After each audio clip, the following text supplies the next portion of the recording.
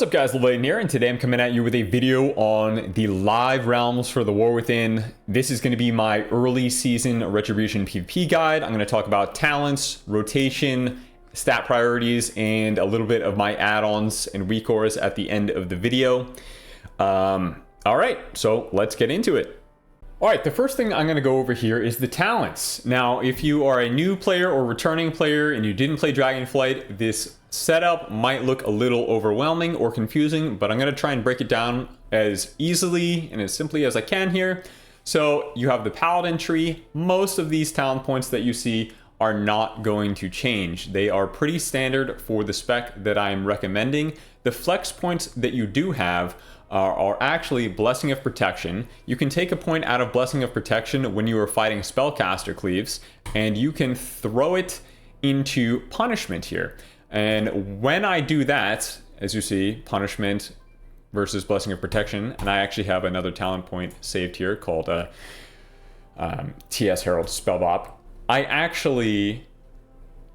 You don't need to run Blessing of Protection because your Blessing of Spellwarding will actually be what is used in this talent setup here, and I just have it on the same key binding that I had my Blessing of Protection on, and I will link both of these talent setups down there. Basically, Punishment is just when you successfully kick someone, you will cast an additional Templar strike on them, which is really cool. It's pretty valuable this expansion because of the buffs to Templar strikes. But back to the default build here, this is more or less what you will run. I know some people like Divine Purpose, but when you're playing Herald of the Sun, you get a talent called Blessing of Anshi, and that's the next thing I'll go over right here. So this is actually nerfed in PvP combat to an 80% damage increase. However, it does pair up very well with Vengeful Wrath. When you get someone in an execute range, it will hit like a truck. You'll hit almost 1 million crits. It feels pretty good to play. I do think maybe it could get a little bit of an unnerf in PvP combat, as outside of that execute range, the Anshi procs really aren't that strong, but still it's an interactive ability with Herald of the Sun. All right, next I'll go over the Retribution tree. Some notes I'll go over right here is Celerity versus Guided Prayer. Guided Prayer I found is stronger with Herald of the Sun because Eternal Flame is stronger than Word of Glory, so it's pretty nice to have this go off. And then also Light Celerity, Flash of Light, and Cast of Flash of Lights are both a large mana sink, and they don't do too much healing at all. So I do think that even a 60% effective Eternal Flame is still better than proccing or casting, you know, a 20% increase of, you know, guys, what's 20% of zero? It's zero. This is not really going to do anything for you. All right, other choice nodes that players might be confused about, you know, Final Verdict versus Justicar Vengeance. Final Verdict simply does more damage and it can reset the cooldown of your Hammer of Wrath versus Justicar Vengeance doing less damage. That secondary effect, damage increase by 25% used against a stun target, that is actually nerfed in PvP combat, so it really is not that bursty. Other choice nodes here, we have Improved Judgment versus Boundless Judgment. Boundless Judgment is better in PvP because it allows you to proc your mastery more, and more mastery proc equals more burst, which is better in PvP. Also, you are prioritizing your Templar strike over a lot of your other generators, and you know, here we go. We'll talk about this choice node next. Templar strikes is simply your hardest hitting ability generally for the amount of globals that it takes and the amount of setup that it takes.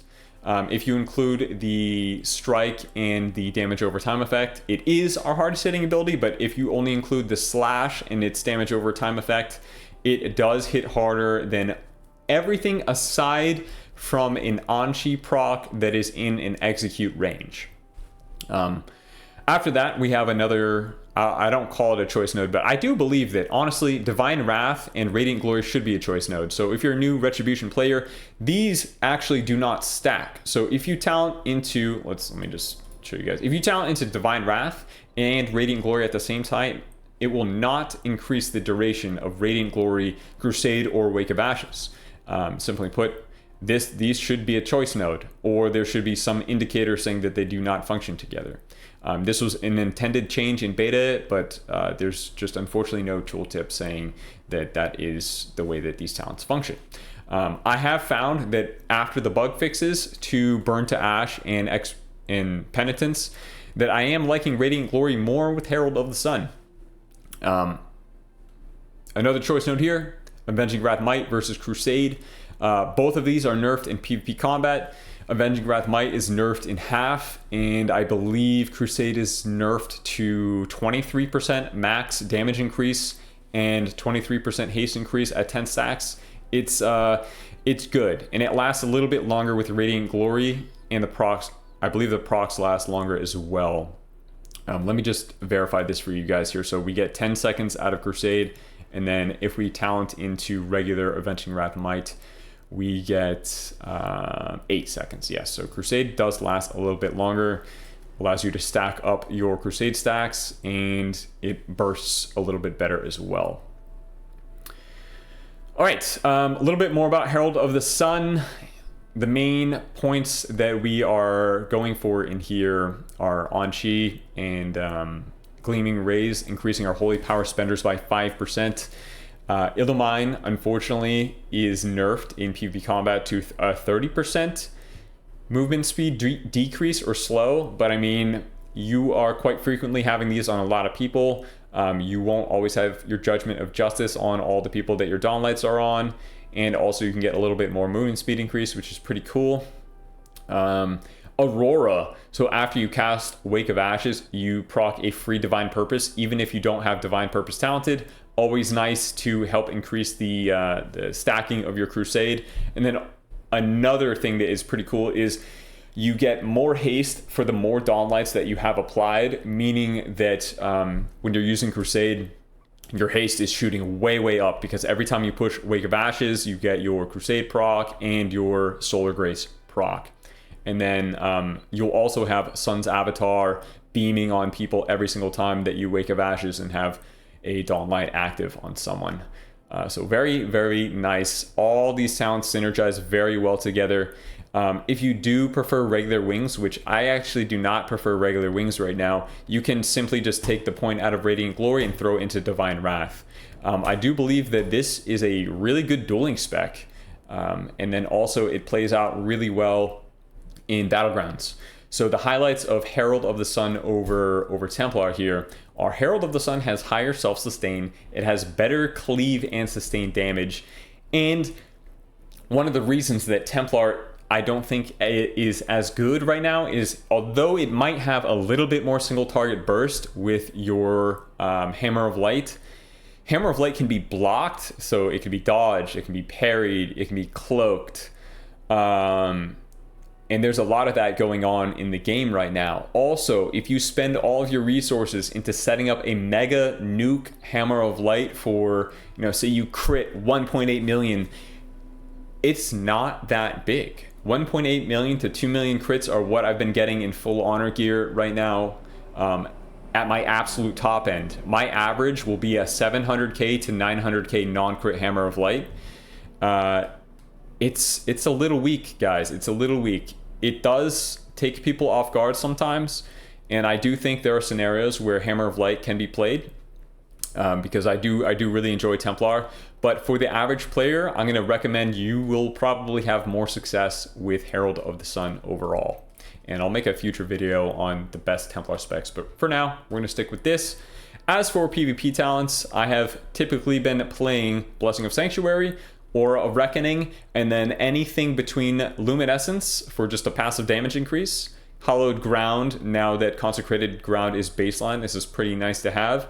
And then when you do play that, when you are playing against Caster Cleaves, or maybe a Ret Demon Hunter, something like that, you can play Blessing of Spellwarding and then pick up the Punishment talent.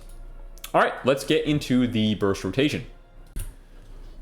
So the burst rotation for this specialization actually is a rotation. It's not simply a priority system. You do have an order of doing things, and in windows of opportunity that you really want to squeeze your holy power spenders, and your Templar strikes into. So the first thing that I'm going to highlight here is Burn to Ash. So your other damage over time effects deal 30% increased damage to targets affected by Truth's Wake. That means that your Templar slash dot is going to be increased from this. And your Templar slash dot, when you have Burn to Ash on the target, and you're talented into Penitence and Burning Crusade, it will deal more damage than the Templar Slash itself, which is kind of cool. And the crazy thing is, it's actually AoE. So let me explain it real quick. The ideal scenario when running this setup here is you're going to throw a Judgment into a Final Reckoning. Then you're going to stun the target into a Wake of Ashes, double Final Verdict, double Templar Strike. Then you're going to press your third Final Verdict that gets you to the 10 stacks with Crusade, immediately into a Divine Toll, Final Verdict, Templar Strike, and then you're going to weave in your Blessing of On-Sheet procs if you get any. And I'll show a couple examples here. All right, example number 1, I have Trophy GCD installed in the bottom right-hand corner for those of you that want to see. But basically, we're going to go in here, Judge, Final Reckoning, Hodge, Wake of Ashes, double Final Verdict, 1, 2, double Templar Strike, 1, 2, Final Verdict, On-Sheet proc into a Divine Toll, Final Verdict, Templar Strike coming off cooldown, double Templar Strike, Final Verdict, and then that's pretty much it.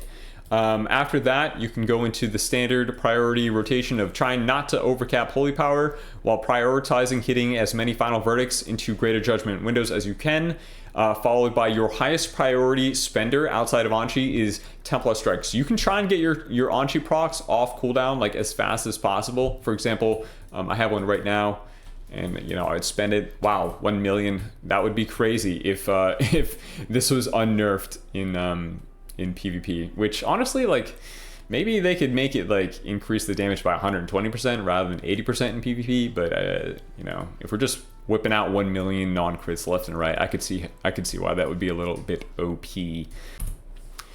All right, let me show you the breakdown of that burst rotation here. So we have Final Verdict. We had 5 Final Verdicts, topping out around 523k. Our Dawn Lights were ticking for above 100k. Our Hammer of Wraths were hitting very hard with that. Anchi proc did 837k. The Templar slash dot, guys, look at how much damage the Templar slash dot is doing single target. Over 1 million single target with only 2 presses of Templar slash here. 2 Templar slashes, the dot is over 1 million. That is because of the Burn to Ash. That is an amazing synergy. I absolutely love playing into these windows.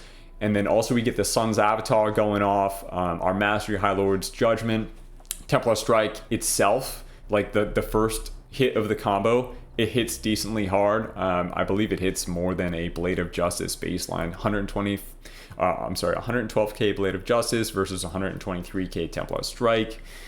Yeah, I mean, this damage is good and it feels good to play. All right, let me show you guys an example on a player now.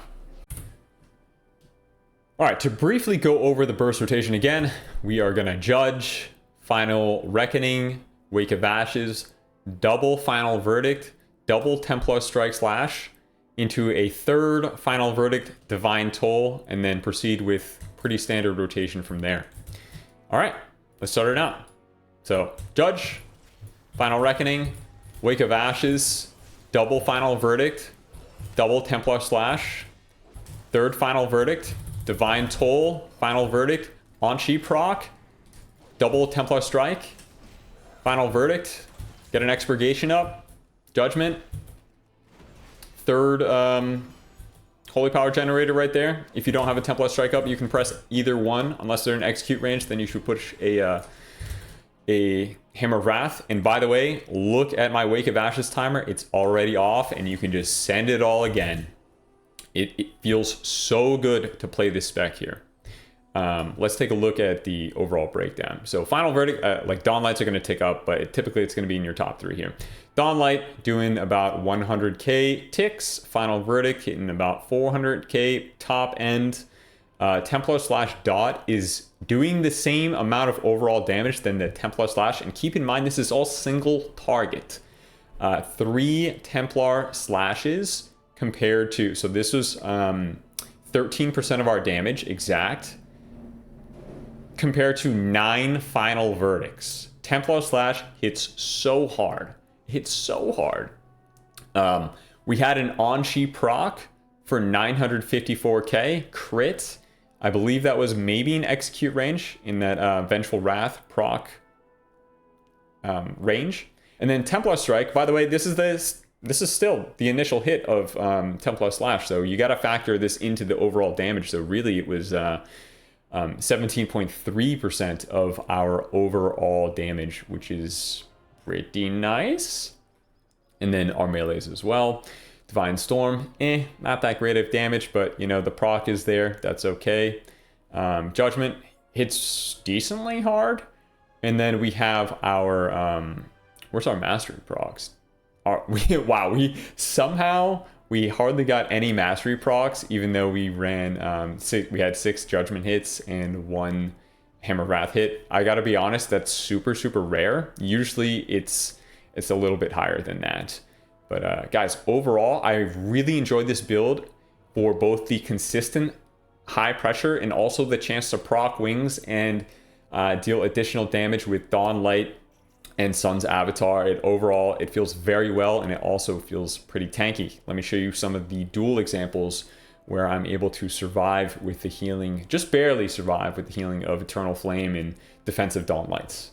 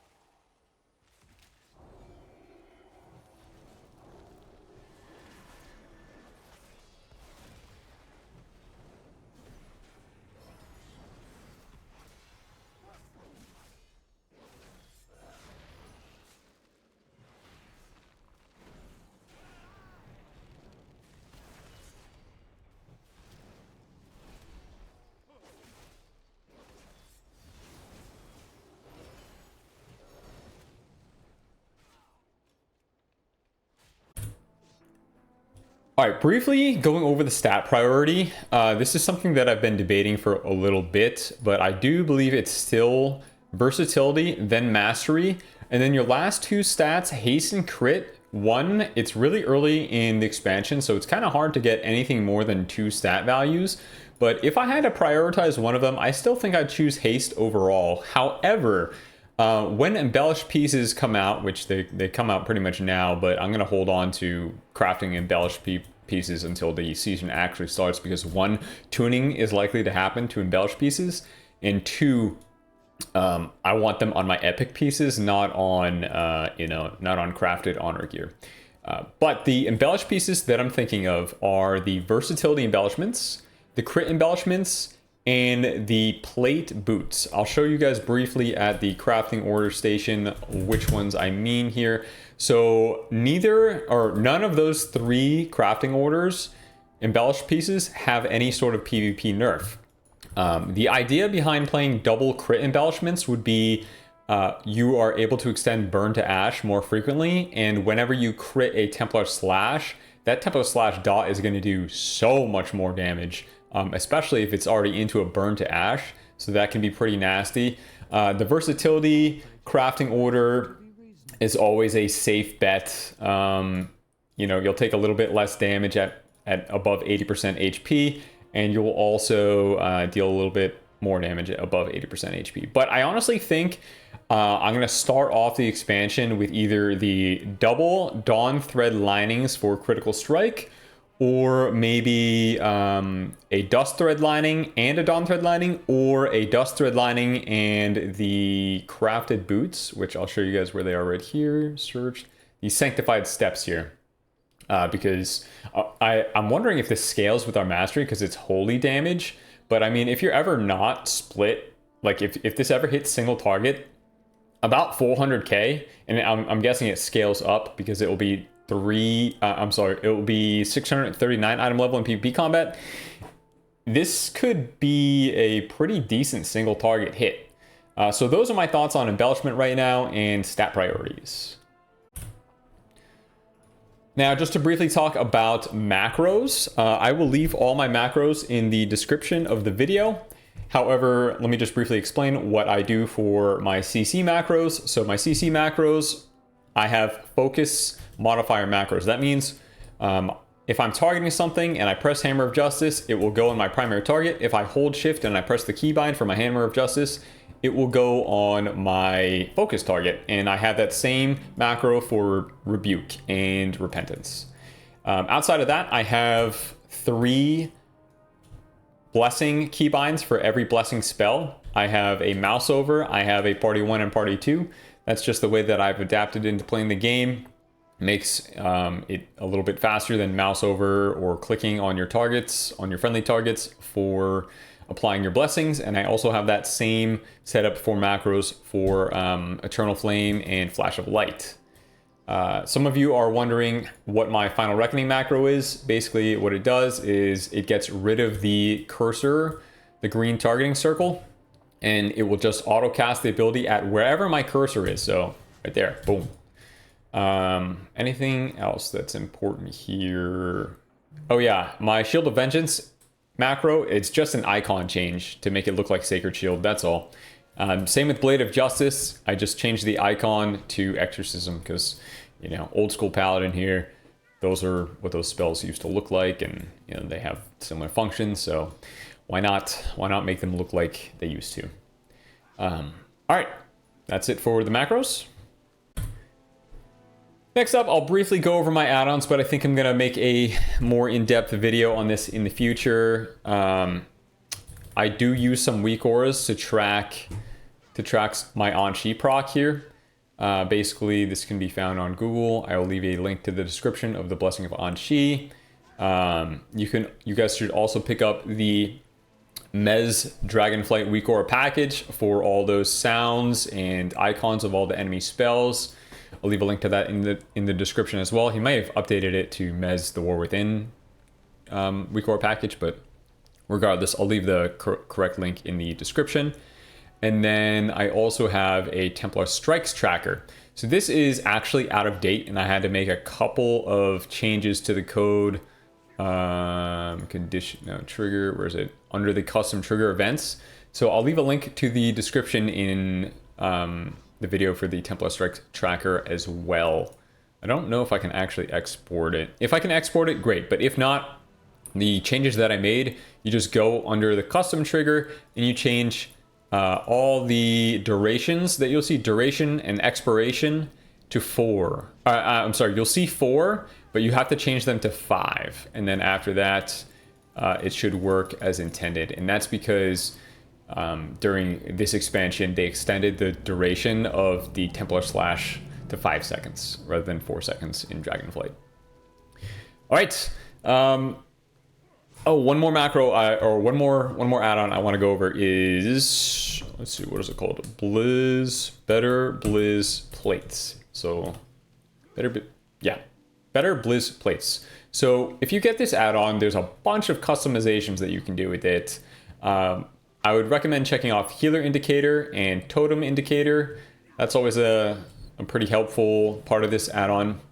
But something else that I would add in, and there are a number of different add-ons that can do this, are the nameplate auras.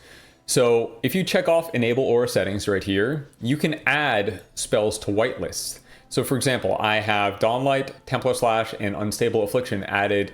And what these do is it will only show, if you click off only My Aura checkbox, it will show on an enemy target when you have a Templar Slash. The default Blizzard frames does not do this, but it's very helpful when knowing when you have your Templar Slash dot on the target, because you're going to want to track your damage over time effects, because you want to have at least one on a target to make sure your Blessing of Anchis are able to proc, because they proc from your damage over time effects. So say you have a Templar Slash on the target, great. You don't need to apply Expurgation during that duration. The same thing applies to Dawnlight. Look, we just got a Blessing of Anchi right there. Cool. Throw it out. And you can also add Blessing of Dawn, not Blessing of Dawn. You can add Dawnlights to it. So Wake of Ashes, boom. You can now see the Dawnlights on the target as well. Pretty cool. Pretty cool. Okay, so that is about that for my add-ons. I'm going to make it a little bit more in depth, but those are the important ones. You can also grab big debuffs. I just use that as default, and Gladius, but Gladius has been super buggy. There are a number of add-ons out there that are fixing it, but yep, more to come on the add-ons video in the near future. All right, guys, if this video was helpful, please leave a like, subscribe, comment, follow me on Twitch, Twitter, and I'll see you all next time. Peace.